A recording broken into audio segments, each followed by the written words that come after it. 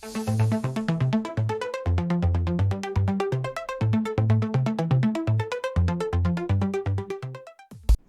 a hero? A hero is someone who is lauded for his courage and qualities. हमारी Indian army में बहुत सारी ऐसी stories और ऐसे हीरोज़ हैं जिनके बारे में जानना हमारे लिए गर्व की बात है, और उन्हीं में से एक है lieutenant colonel Rishabh Sharma. Colonel Rishabh Sharma, at the mere age of 36 years, was an Indian aviator in the Indian Army Aviation Corps. He lost his life during one of his operations, but his journey needs more to be talked about.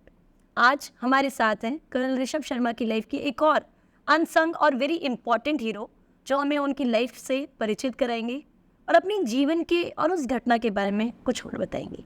Let's welcome his wife Mrs Radha Sharma. Welcome ma'am. How are you? I'm fine. It's an honor to meet you, truly. Here. Thank you for giving me this time, and thank you for choosing to share the story of Lieutenant Colonel Rishabh Sharma with us. Anytime. It's my pleasure. How is life? Now, life is going on. 2021, January 25, right? 3 years? More than 3 years now. Almost. 3 years are over. No. कैसा है ma'am 3 साल के बाद? Where is life at present? What are you up to? And how's family? Family is now try to normalize, but without him, sometimes I feel कि there is no world. But when I saw my son, तो I thought कि अभी उसका तो बचपन है ना, and he is 8-year-old only. And when he lost his dad, that time he was 5. तो I thought कि हमने तो अपनी लाइफ जी, बिल्कुल. बट उसका तो स्टार्टिंग है, तो वाई ही सफर, है ना. True. एंड वाई मतलब उनके पेरेंट्स, इफ हम लोग गिव अप कर देंगे एंड हम लोग बस यही सोचते रहेंगे कि अब कैसे पॉसिबल होगा, तो हम लाइफ को तो स्पॉइल कर रहे हैं ना. लाइफ का तो मीनिंग है, तो हमें देखना चाहिए कि हमें इस लाइफ को आगे मीनिंगफुल कैसे बनाना है.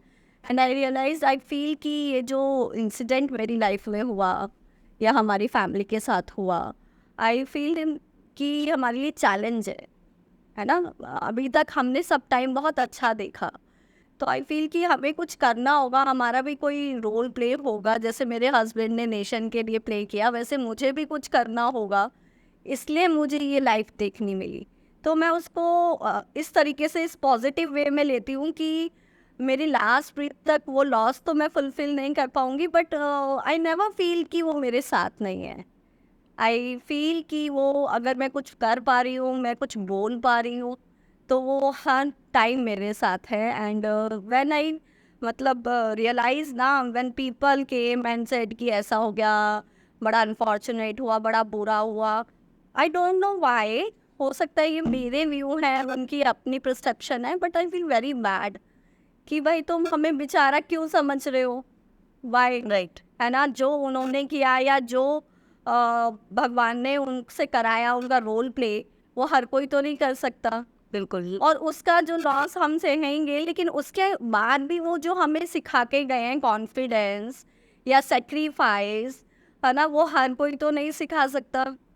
तो सम टाइम मतलब लोग, सोसाइटी हमें फील कराती है. अदरवाइज आई फील कि Rishabh is always here with you, है ना, True. In my every breath. And I feel कि मुझे वो नेक्स्ट बर्थ में मिल ही जाएगा. So nice ma'am. Actually it's good to know. बहुत अच्छा, मुझे अच्छा फील हो रहा है. You are talking in the sense कि life with a purpose, right, कि अब एक पर्पस दे दिया है सर ने आपको.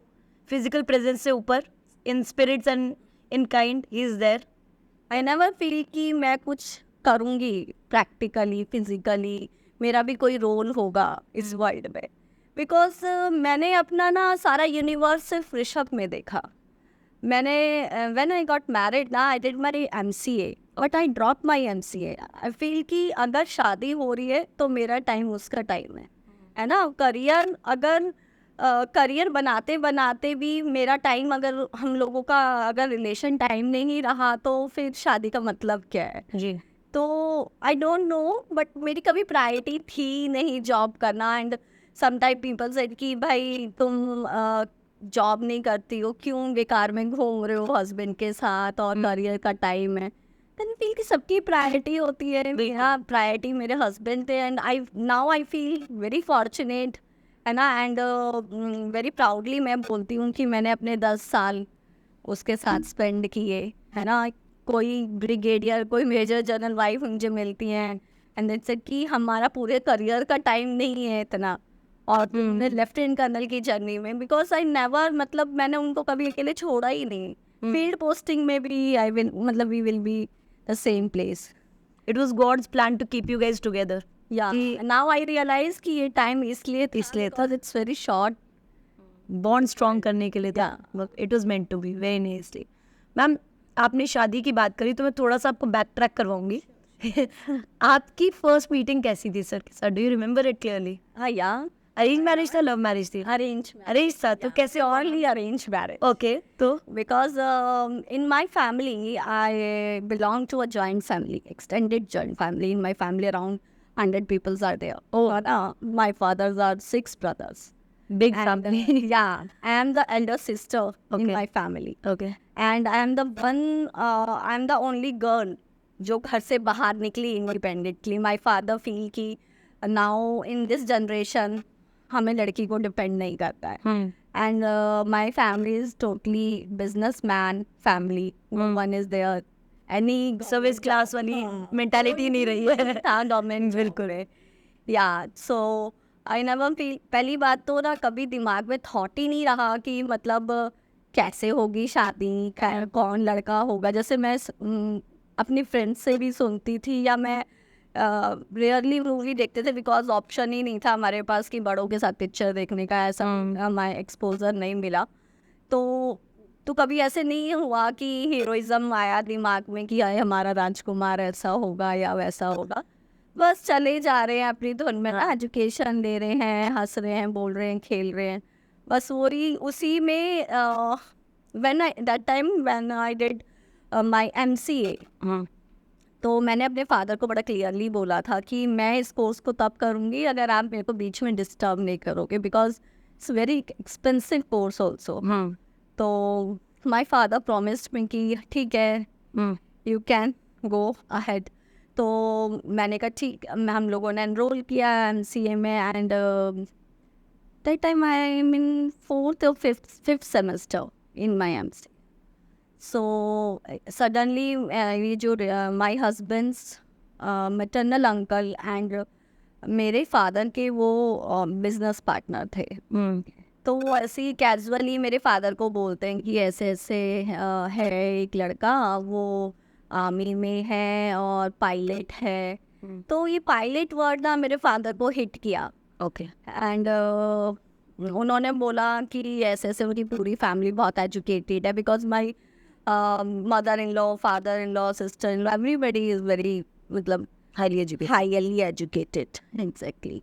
तो बट मेरे पेरेंट्स की तरफ तो ऐसा नहीं था। वो तो totally businessman, multiple business wise, तो हमने वो कभी देखा ही नहीं था। तो मेरे फादर बड़े कॉन्फिडेंट नहीं थे इस रिलायंस को लेके। ओके। वी थॉट कि शायद ही हो पाएगा पॉसिबल अगर वो इतने हाई एंड के एजुकेटेड हैं तो फिर भी मेरे उन अंकल ने बोला कि एक बार ट्राई कर लेते हैं। हमारी मीटिंग फिक्स हुई। First time we met in Akshardham only, अच्छा। या इन दिल्ली। तो ऋषभ छुट्टी आए थे, एंड मेरे लॉज का पहले से ही बड़ा वो था, मतलब ओपन रखा उन्होंने अपने बच्चों को। जैसे कि अगर इस लड़के ने पास करा तो हमारी तरफ से कोई ऑब्जेक्शन नहीं है, ठीक है। तो ऋषभ मिले, एंड मैं तो कभी लड़के से मिली नहीं थी ऐसे बातों के, एक्सपोजर ही नहीं रहा। नर्वस एट दैट टाइम कि मैं क्या बात करेंगे, क्या होगा, मतलब बड़ा मैं घबराई हुई। तो फिर ऋषभ आए, एंड ऋषभ ने वही ऑप्शन था कि भाई लड़का चाहता है कि वो अपने चैलेंजेस, अपनी ऑर्गेनाइजेशन के बारे में बात करे कि आप लड़की सेटल हो पाएगी या नहीं।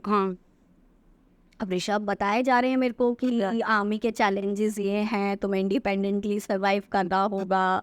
और मैं फ्लाइंग पे जाता हूँ, सम टाइम वेदर नहीं फेवरेबल होता तो हम वहीं स्टे बैक कर लेते हैं।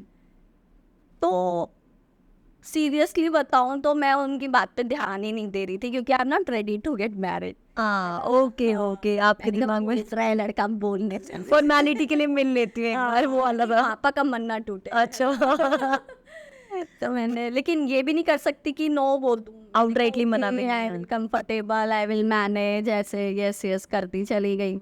कि फिर उन्होंने बोला कि तुम ड्राइव कर लेती हो, देन आई सेड यस। मैंने एक दो ऑकवर्ड आंसर्स भी दिए कि शायद लड़का मना ही कर दे। जैसे कि क्या? जैसे कि उन्होंने मुझसे पूछा कि which kind of car you drive. तो मैंने कहा ये अजीब बात है, ड्राइविंग मतलब ड्राइविंग यार, ये थोड़ी ना कि छोटी गाड़ी चलाऊंगी या बड़ी गाड़ी चलाऊंगी। तो मेरे फादर का बिजनेस था, एमसीडी कॉन्ट्रैक्टर थे मेरे father, is no more now. तो मैंने ऐसे ही रूटली बोल दिया कि हाँ मैं तो ट्रैक्टर भी चला लेती हूँ, मैं तो ट्रक भी चला लेती हूँ।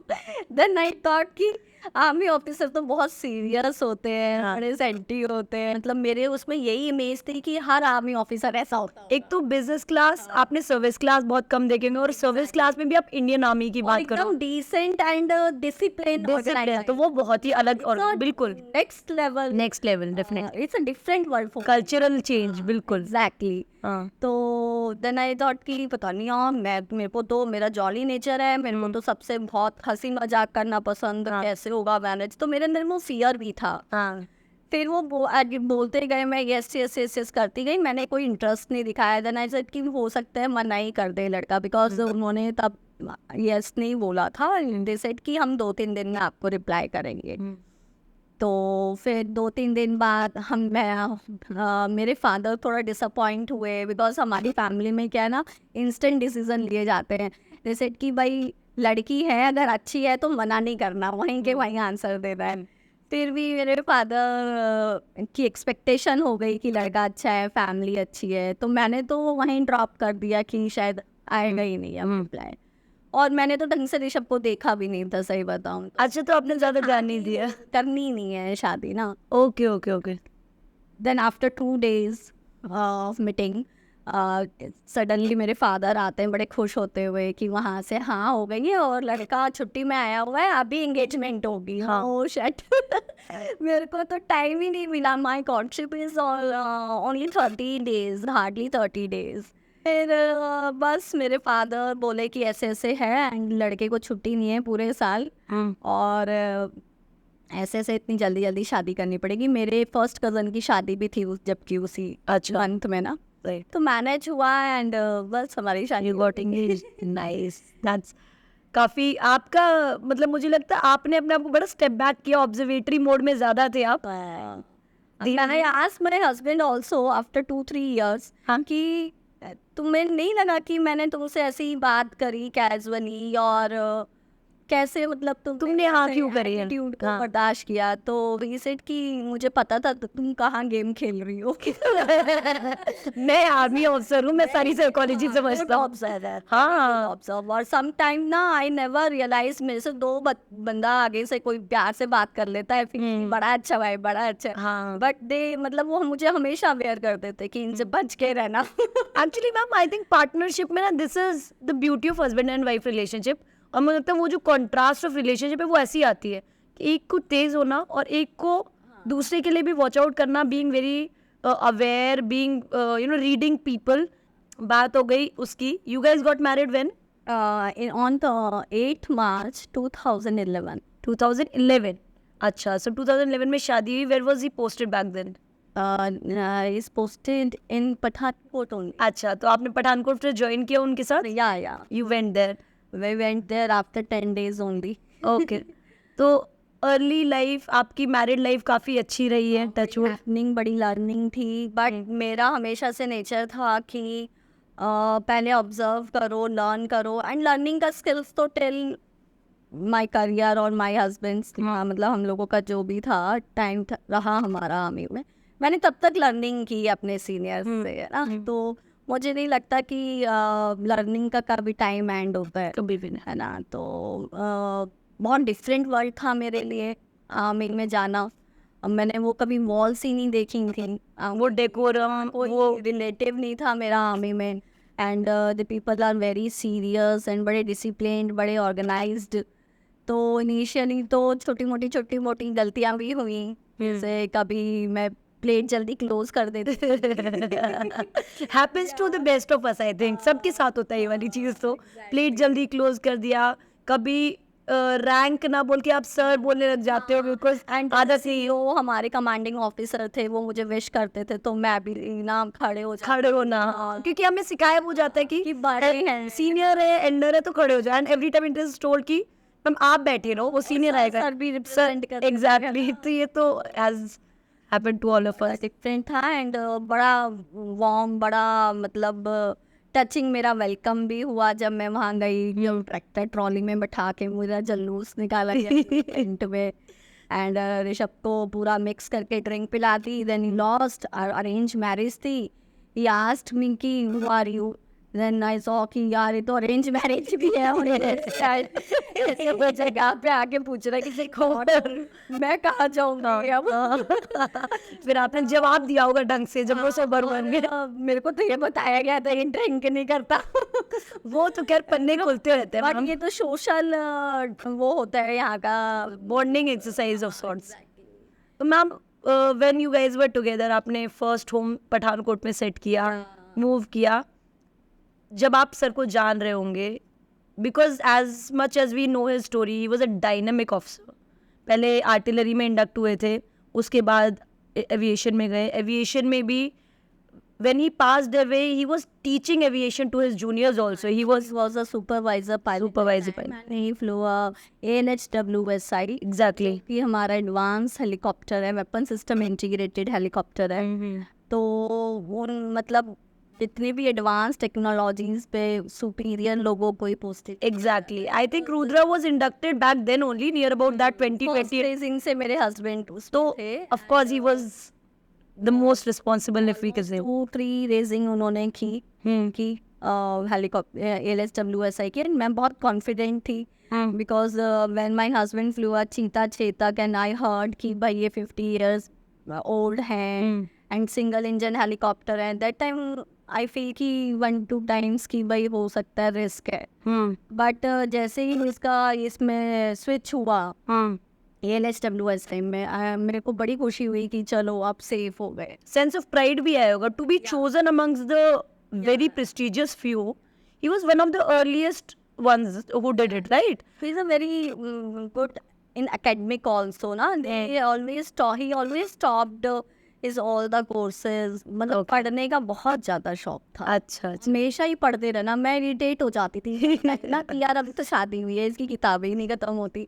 मैप, और उसमें एविएटर्स का तो एक एक्स्ट्रा स्टडी है कि नेविगेशन मैप बनाओ। अभी तो एडवांस हो गया है तो उसमें सब GPS वगैरह इनबिल्ट है। अदरवाइज तो ये मैनुअली मैप मार्किंग करके फिर उसको पूरा प्रिपेयर ब्लू बुक किए, वो बहुत ज़्यादा कमिटमेंट्स होती थी। हाँ, उस ब्रीफिंग के लिए प्रिपेयर करना जहाँ भी कल आपकी सॉर्टी है। तो मेरे को लगता था कि यार ये तो मतलब हर वक्त ही बिजी और हर वक्त ही उसमें डाइवर्ट हैं। बट इनिशियली बुरा लगा, फिर जब मैंने रोल देखा मैंने कहा कि वहाँ ज़्यादा ज़रूरत है उनकी, और अडाप्ट हो जाते हो आप एज अ मिलिट्री वाइफ। यहाँ एक जने की जान है, वहाँ बहुत सारे लोगों की जान उनके ऊपर डिपेंड है ना। And as a military wife आप अडाप्ट भी हो जाते हो आफ्टर अ वाइल, क्योंकि आपको फील होना फिर बंद हो जाती है। बिल्कुल बिल्कुल। फिर तो लगता है कि ठीक है ये तो मानी लाइफ है, हाँ, ये तो लाइफ है। Ma'am, he was such a highly decorated well performing officer. क्या विजन रखते थे वो? व्हाट आर द थिंग्स जो वो करना चाहते थे? जैसे हम सबका होता है, कोई चाहता है कि मैं ट्रैवल करूं, कोई चाहता है कि I need to do higher ups in the Indian armed forces, या मैं फैमिली के साथ। What were the things that he loved most? He loved the most for flying. Passion था फ्लाइंग। अच्छा, मतलब मैं उसके फेस को रीड कर लेती थी जिस दिन उसकी फ्लाइंग नहीं होती थी। लंच में व्हेन ही केम ना एंड आई आस्क्ड कि क्या हुआ, इतने सेड क्यों हो? सेड तो बनता था यार आज फ्लाइंग नहीं हुई, आज ग्राउंड पे काम किया। यार अब हम कोई एविएटर ग्राउंड पे काम करने के लिए थोड़ी बने हैं, जब तक हम उड़े ना जब तक मजा ही क्या। तो मतलब वो 3-4 hours ईजिली आप उसको फ्लाई कराते रहो, जब तक कि इसमें कि हैप्टर्स में कितने ज़्यादा मतलब झटके लगते हैं, कितना ज़्यादा टर्बुलेंस होती है। मेरे को लगता था कि यार कैसे मैनेज करते हो, बट ही सेड कि फ्लाइंग कितनी भी करके मैं कुछ भी करा लो, मुझे कहीं भी घूमने चल लो, हाँ मैं थकता नहीं हूँ। मैं खाना खाए बिना रुक सकता हूँ, पर मेरे को अगर फ्लाइंग ना मिले ना तो मैं बड़ा डिप्रेस हो जाता हूँ। तो जो उसका पैशन था ना फ्लाइंग को लेके, एंड जब मैंने उनसे पूछा कि आप आर्मी में क्यों आए, क्योंकि ही वॉज वेरी सेंसिटिव कि जरा सा मतलब वैसे 100% देंगे अपनी ऑर्गेनाइजेशन को, बट जब बीमार है तो बीमार है। तो मैं कहती थी यार इतना सेंसिटिव है, कैसे तुमने क्लियर किया आर्मी का एग्जाम, कैसे तुम बुखार में ऐसे हो गए वैसे हो।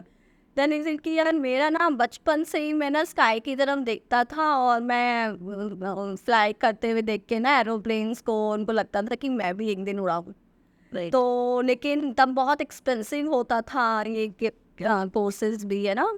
तो इनसेट की फादर भी गवर्नमेंट एम्प्लॉय हैं, तो मैं वो रिस्क नहीं लेना चाहता था, और मैं चाहता था कि नेशन के साथ मैं इस काम को करूं। तो बस ऐसी होटल मैनेजमेंट में उन्होंने क्रैक कर लिया था, फिर इंजीनियरिंग में भी क्रैक कर लिया था, फिर ये आई अपना एनडीए भी कर लिया, फिर टीएस एंट्री भी कर ली। तो उसको इतनी सारी अपॉर्चुनिटी एक ही बारी में मिली। तो उन्होंने ये आर्मी सेलेक्ट की बिकॉज कि उनको लगता था कि नहीं मेरे को नेशन में भी सर्व के लिए सर्व करना है और मुझे फ्लाई करना है। 2010 It was an honor for the aviation corps, I think, to have him on board. The way, the glory he has brought to aviation history in Indian Army, it's beautiful. Ma'am, I think it's time we address the elephant in the room. 25 Jan 2021. That day, that fateful day that changed your life. क्या हुआ था उस दिन? क्या memories हैं? How was the news broken to you? What do you remember? छाया, मुझे कुछ literally मैं आपको बताऊं तो बहुत क्लियरली तो मुझे वो डे ही याद नहीं है। और मैं उस दिन को बहुत ज़्यादा याद भी नहीं करना चाहती, बिल्कुल। बिकॉज वो मेरी लाइफ का एक डार्क डे था। एंड 25th को my in laws also come in Pathankot only. तो हम लोग मेरे लॉज आए, हम लोग सेटल डाउन हुए, और क्या कहते हैं ऋषभ डे फ्लाइंग के लिए गए। और आफ्टर डे फ्लाइंग मतलब जनरली वो आ जाते थे 2 o'clock तक लंच करने, बट दैट डे वो 3:30 हो गए, वो आए नहीं। तो मेरे को लगा कि बहुत ज़्यादा हो रहा है, तो मैंने उनको कॉल किया कि लंच पे हम लोग वेट कर रहे हैं, एंड सेट कि मम्मा पापा को खिला दो एंड तुम भी खा लो। बट मैं कभी ना लंच उसके बिना किया नहीं था, मुझको लगता था कि वो मेहनत कर रहा है और मैं घर पे बैठ के पहले खा लूँ, तो वो पनिशमेंट सी हो जाती थी मेरे लिए। और तो फिर बस जस्ट मैंने फिर उनको डांटा लिटरली कि भाई तुम्हारी नाइट फ्लाइंग भी प्लान है तो थोड़ा रेस्ट भी ज़रूरी है ना। तो ही केम एंड उन्होंने लंच किया, एंड जनरली जब पेरेंट्स आते थे तो वो उनसे बात करते थे, सोते नहीं थे। बट दैट डे की नाइट फ्लाइंग है एंड थोड़ा रेस्ट भी ज़रूरी है, उन्होंने बस मम्मा से मतलब विश वगैरह करके एंड थोड़ी बहुत बात करके वो लेट गए थोड़ी देर रेस्ट करने के लिए। एंड इवनिंग में उन्होंने मुझे बोला कि ना मेरी नाइट फ्लाइंग एंड मेरे को 4:30 या 5 o'clock सम टाइम उन्होंने मुझे बोला था कि मुझे उठा देना, मुझे नाइट ब्रीफिंग के लिए जाना है।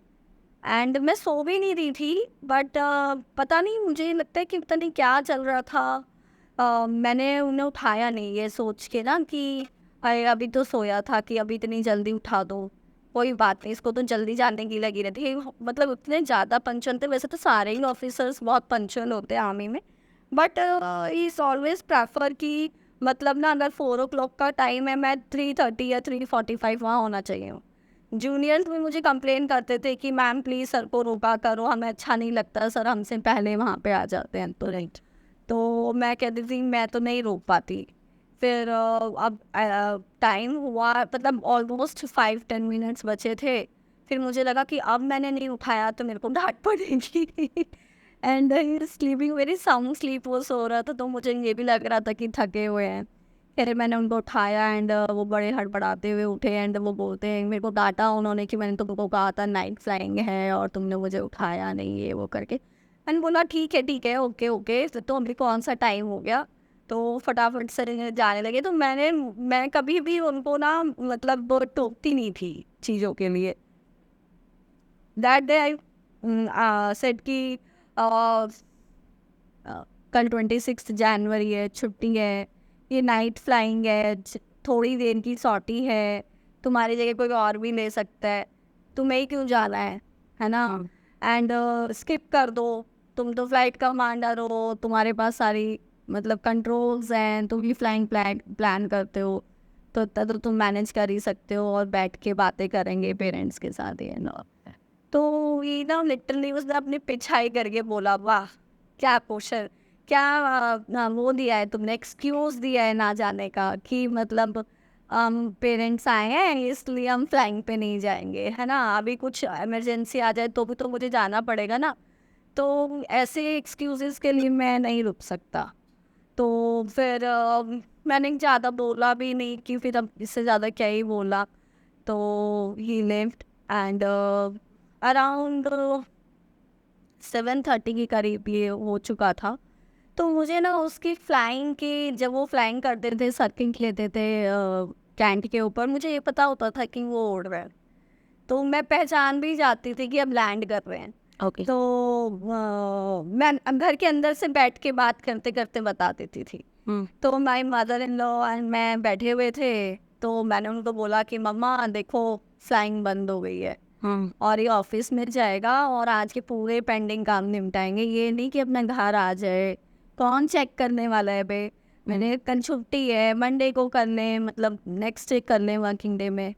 पर मैंने कहा नहीं, उन्हें टेबल पे एक भी पेंडिंग फाइल नहीं चाहिए, इतना ज़्यादा वो अपनी काम को लेके सेंटी। तो मम्मी कहती है अच्छा, और मेरी मदर इन लॉ बस जस्ट आदत है, उनका रूटीन है पूजा करना सुबह शाम ना, तो वो आरती लेके पूरा जोत वो जला के भगवान के सामने जा रही थी कि सडनली रिंग बजती है, डोरबेल होता है। तो मैं गई। आई लॉस्ट माई मतलब father also in 30 days before Rishabh. तो मैं ना किसी से आफ्टर माई फादर्स कैजुअलिटी किसी से मिली ही नहीं थी, इंट्रैक्शन नहीं हुआ था मेरा, मैं कोई पार्टी अटेंड नहीं कर रही थी।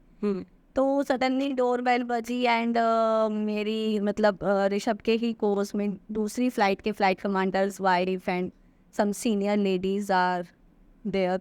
तो मेरे को लगा कि शायद ये मेरे फादर के लिए पूछने आए हैं ये लोग ना। ओके। हाँ, भाई मिले नहीं थे हम लोगों का, तो शायद ये लोग वो बात करने आए होंगे, सिंपैथी देने आए होंगे। तो मैंने बोला अरे आओ आओ आओ, इतनी ठंड है, उस दिन बहुत ज़्यादा ठंडा था पठानकोट में। तो मैं उनको बोल रही थी अरे कोई फॉर्मेलिटी की ज़रूरत नहीं है, क्यों आप लोग आए और बच्चों को ले लेके, और तो क्या मुझे क्या पता नहीं है आप लोगों की इंटेंशंस, सब मेरी कितनी चिंता करते हो। तो वो सब एकदम साइलेंट थे, क्योंकि लेडीज मेरे को कॉल भी कर रही थी आफ्टर माय फादर कि भाई हम आएंगे हम आएंगे। तो फिर सडनली ना माय सीईओ's वाइफ सेड कि मतलब वो सेंटेंसिंग हुई और उन्होंने बोला कि ऐसे ऐसे हो गया है। मैंने वो बात ना जैसे कि मेरे को सुनाई नहीं थी जब उन्होंने ऐसे बोला। मैंने कहा पता नहीं क्या बोल रही है, बिकॉज वो जाते जाते हंसते हुए जाना और मुझसे बोल के गया था कि पुलाव बना के रखना, और मैं कि तुम बहुत ज़्यादा आज हेक्टिक हो गया है तुम्हारे लिए, मैं आके ना बाकी का पेंडिंग काम मैं करूँगा करके। तो आप इमेजिन भी, और इतना वर्स्ट आप कैसे इमेजिन कर सकते हो। तो मेरे को बड़ा कॉन्फिडेंस था अपने लक पे, अपने उस पे ना कि अ, कि इतना वर्स्ट मेरे साथ नहीं हो मेरे साथ। अगर मैंने कभी वर्स्ट सोचा था, नेगेटिव सोचा था, तो वो मैंने अपने लिए सोचा था कि अगर मैं पहले चली गई तो पार्थ का क्या होगा या ऋषभ का क्या होगा। बट आई नेवर फील कि भाई ऐसा भी हो सकता है, और जबकि मैंने अपने पापा को भी खोया था। तो जैसे मेरे को फर्स्ट टाइम में सुनाई ना दिया हो, मैंने कहा पता नहीं क्या बोल रही, हाँ ठीक है ना हॉस्पिटल में है ना वो, ऐसे करके ना। तो फिर ऐसे करके ये कुछ बातें चलने लग गई। अब ऑफिसर्स भी आने लगे, वो मेरे ग्रैंडफादर को बताया, वो लोग तो एकदम ब्रेक डाउन हो गए, है ना। मेरे को तो रोना ही नहीं आया, मैं एकदम सुन्न हो गई, और मुझे ये पता ही नहीं कि लोग बोल क्या रहे हैं और क्यों बोल रहे हैं। इन्होंने मुझे बोला कि चलो और मिल लो, तो मैंने उसके लिए भी अवॉइड कर दिया कि मैं उसको उस सिचुएशन में देख ही नहीं सकती, मैं क्यों देखूँ उसको उस सिचुएशन में। मैंने तो उसको हंसते हुए देखा था और मेरी मेमोरी में वो हंसता हुआ ही रहेगा। आज भी अगर मैं वर्स्ट भी सोचती हूँ, लेकिन मुझे उसका वही चेहरा दिखाई देता है जो वो जाते वक्त मतलब हंसते हुए बाय करके गया था मुझे ना। तो ये सब रहा, फिर मुझे बिलीव नहीं हुआ। मेरा सेकंड क्वेश्चन था कि को पायलट ठीक है क्या, तो उन्होंने बोला कि उसका अभी बहुत सीरियस है, वेंटिलेटर पे है, काफ़ी इंजरी, हेड इंजरी हुई है उसको भी।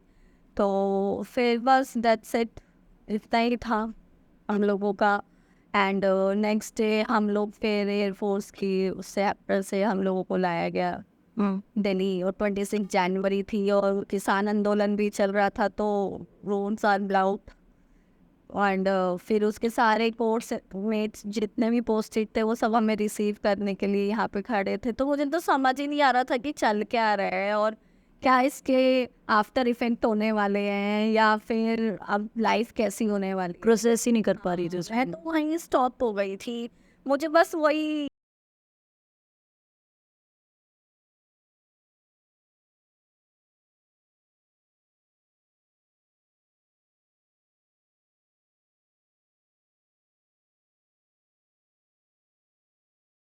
जल्दी लाइफ मेरी ऐसी हो गई, या फिर अब चैलेंजेस मुझे अकेले फेस करने हैं।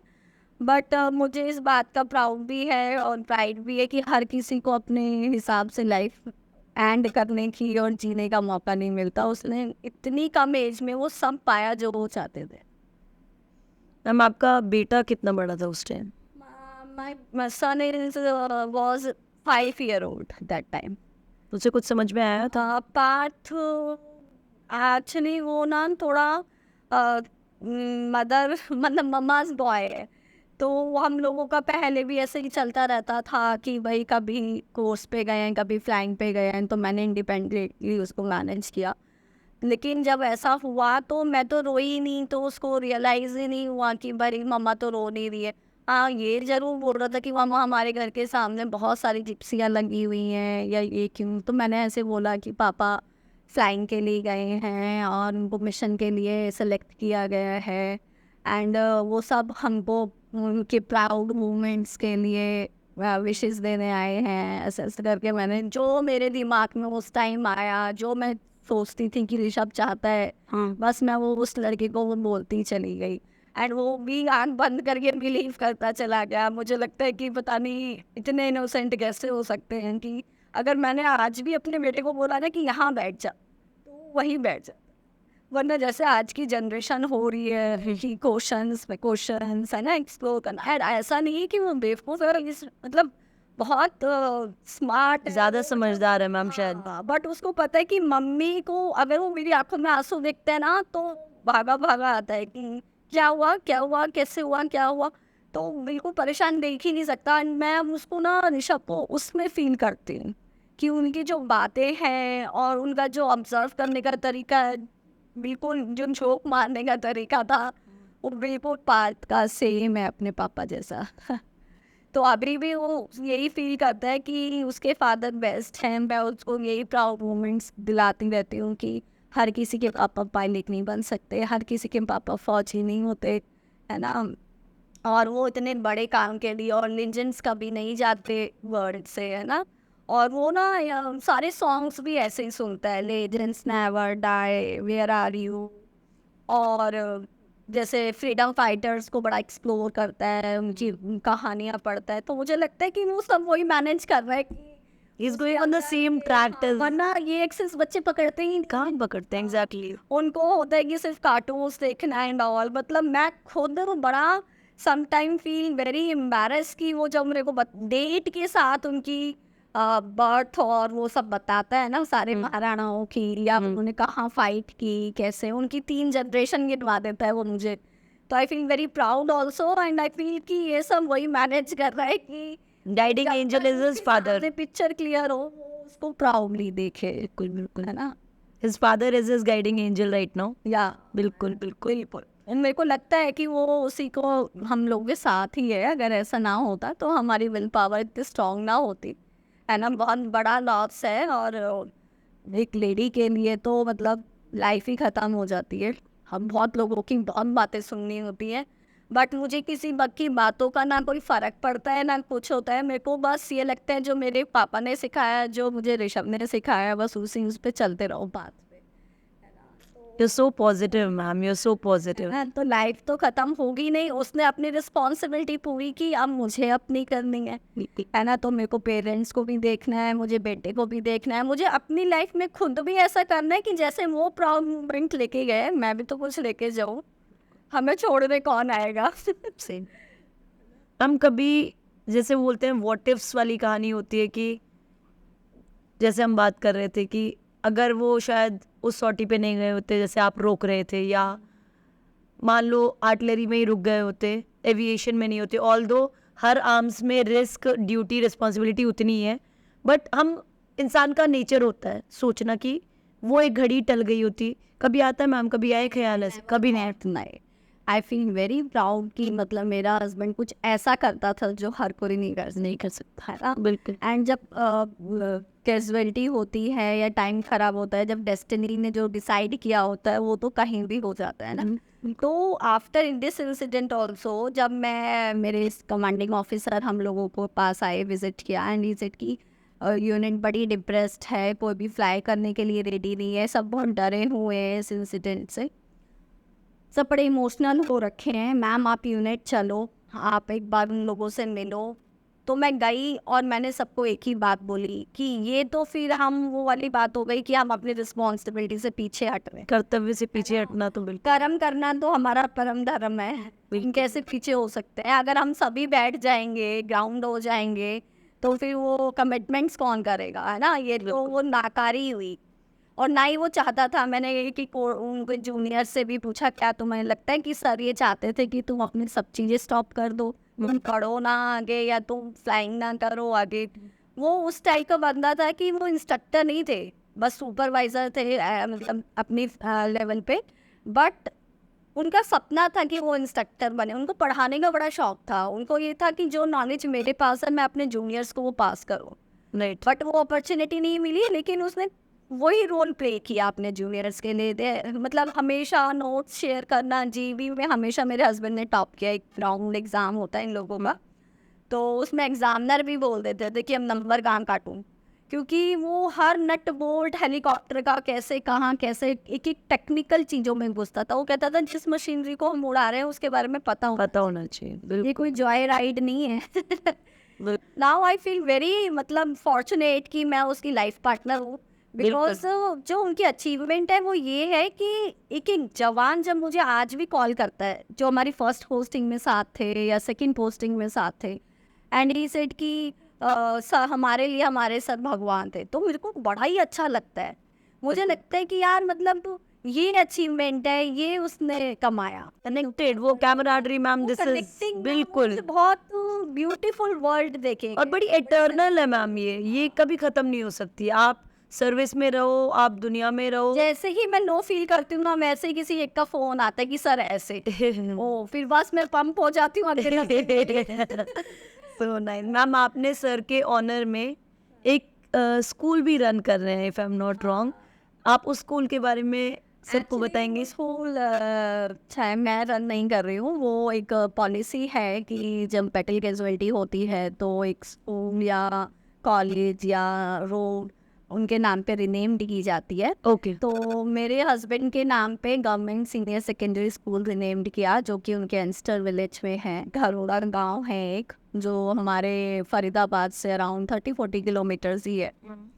तो लेकिन जब फर्स्ट टाइम मैं वहाँ गई और मैंने वो नाम देखा फर्स्ट टाइम जब वो रिनेम्ड किया गया, तो मुझे ऐसा लगा कि पार्ट और पार्ट के बाद ये मेरा टारगेट है कि अभी इस स्कूल पे मुझे अपना टाइम इन्वेस्ट करना है। तो मैंने देखा कि बड़ा ही इग्नोरेंट सा और रिमोट एरिया में है, और वहाँ लोग पहुँच फोकस नहीं है उस पे उतना। पहुँच पाता है, गवर्नमेंट के फंड्स लिमिटेड होते हैं, उसमें इतनी फैसिलिटीज़ आप प्रोवाइड नहीं कर पाते, बिकॉज एरिया इतना ज़्यादा होता है और फंड्स है नहीं। राइट। तो बेसिकली सबसे पहले मैंने फोकस किया प्रिंसिपल्स को ये बोलना कि भाई पढ़ाई एजुकेशन में वो नहीं आना चाहिए कहीं भी हर्डल्स बच्चों को।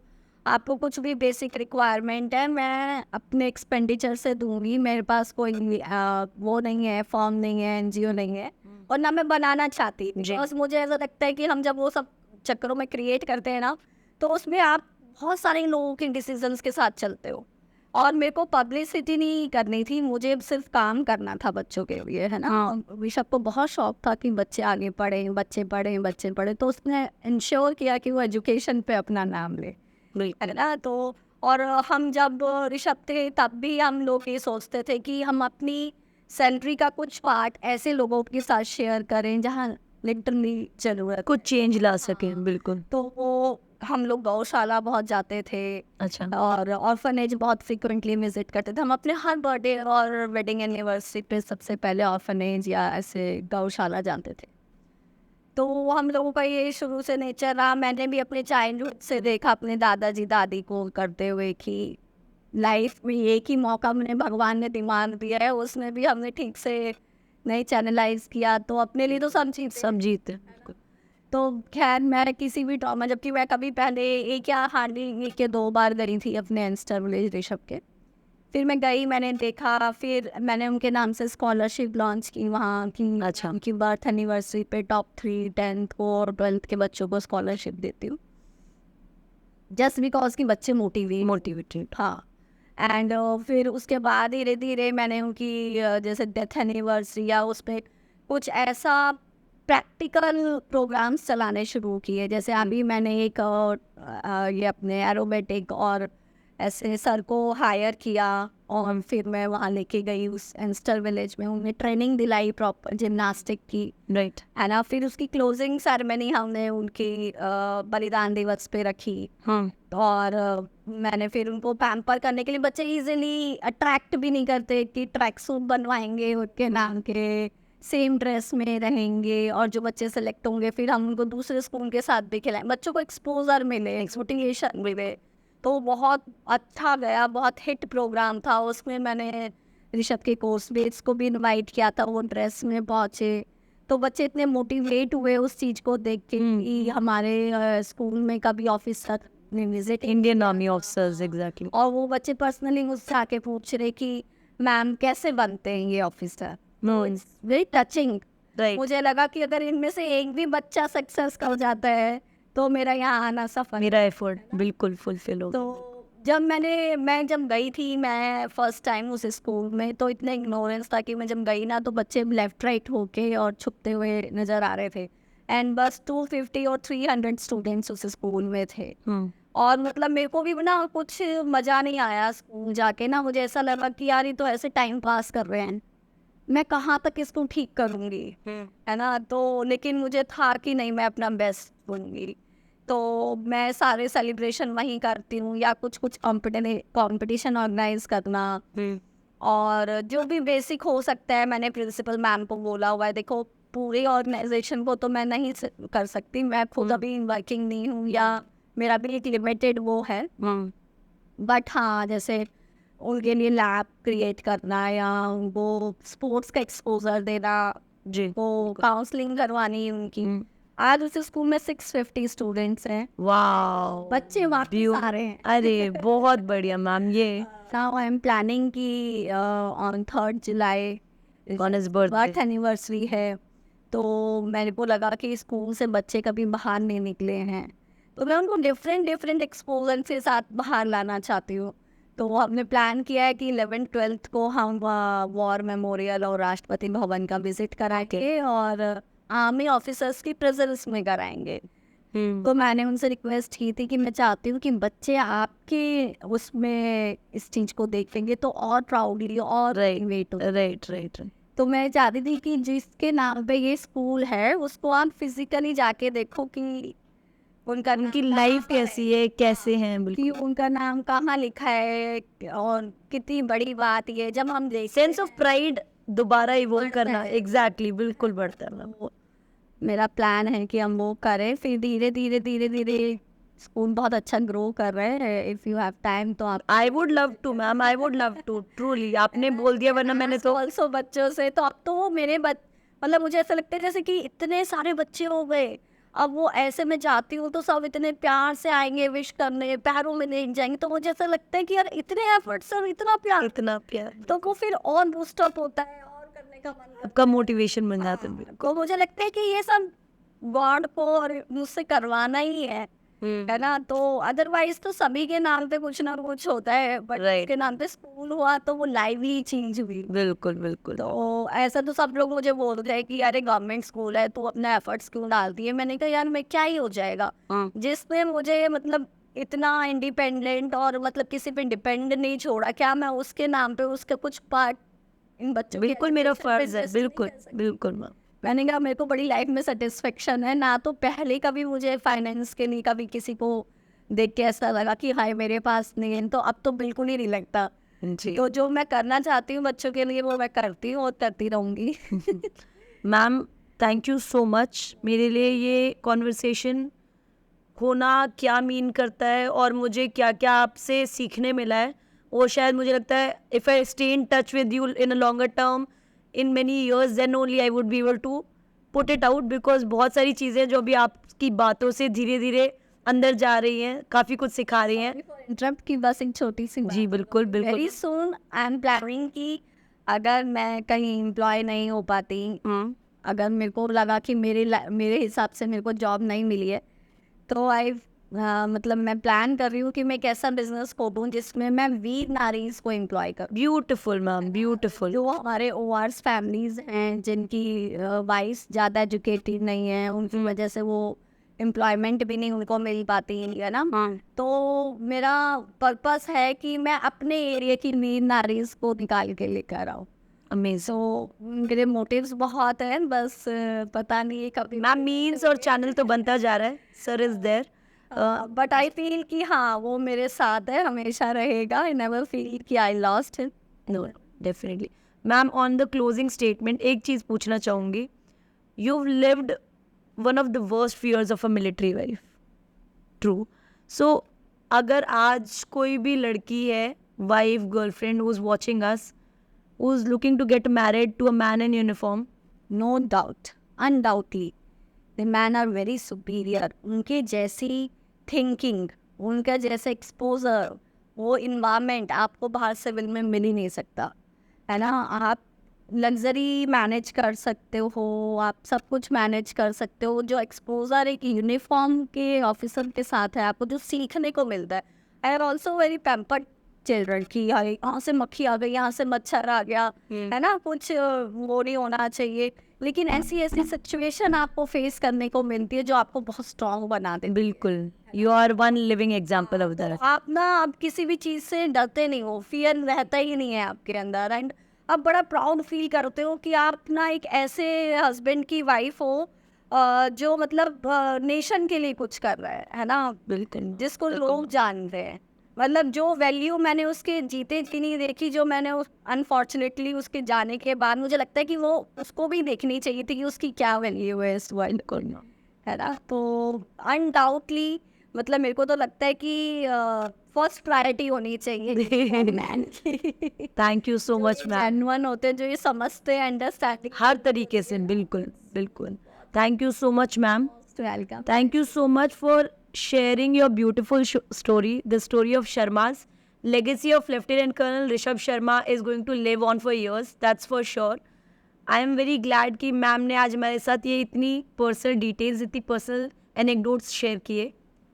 वो ट्रैजिक इंसिडेंट आप इंटरनेट पे 50 जगह जाएंगे पढ़ सकते हैं, पर ये जो फीलिंग्स, ये जो लर्निंग्स, एक journey of lieutenant colonel Rishabh Sharma जो चल रहा है, अभी भी चल रहा है अगर मैं बोलूँ मैम के थ्रू, उसको शायद आज हम यही जान सकते थे। Thank you for watching this episode.